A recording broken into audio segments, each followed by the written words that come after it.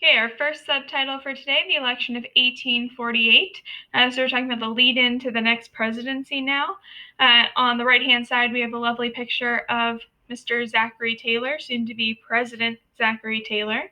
So in this election, the main issue is slavery in the new territories. The new territories being the Mexican Cession, all of those areas that were just acquired from Mexico, and the Oregon Territory. So the main issue here is whether slavery should be allowed to spread into those new territories. Because before this, we have the Missouri Compromise. That only covers the Louisiana Purchase. Now they have all this other territory. Will slavery be allowed to spread into that territory? It's a very tense issue in the country at this time. A lot of division between the North and South over, again, the issue of slavery. So let's talk about the candidates and their stances on slavery.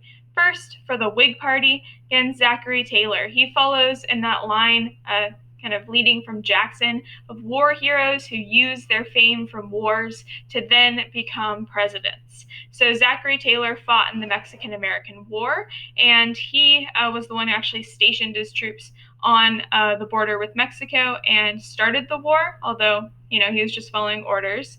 And eventually he helps Winfield Scott take Mexico City. So Zachary Taylor is very well known, and he uses that fame to catapult himself into the presidency. If we remember back to the Mexican-American War, Polk was actually a little bit afraid of him, and he tried to kind of downplay his participation in the war so that Zachary Taylor would not do exactly what he does, become president.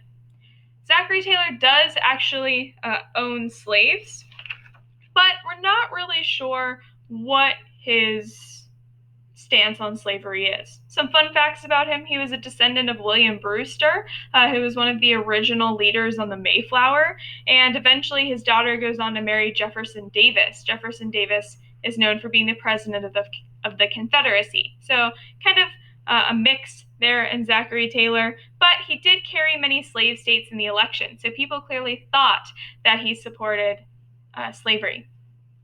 Now we have the Free Soil Party. The Free Soil Party is a new political party rising at this time, and their focus is on slavery, or rather, they are against the spread of slavery. Who did they call on to lead their party? Martin Van Buren. Again, bit of an odd choice, but he's well known, has a lot of political clout. They're kind of hoping that he will lead the way.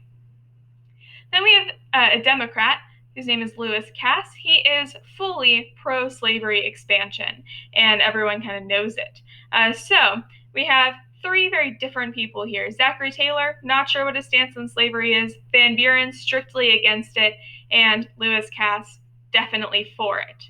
So Taylor ends up winning. His vice president will be Millard Fillmore. That's going to be important because Taylor doesn't last very long. He's in office for about a year and a half before he falls sick with a stomach illness in 1850. We're actually told that this happens because he goes out for a nice long walk, some say on the 4th of July, eats a whole lot of fruit and cabbage and iced milk, and falls ill the next day.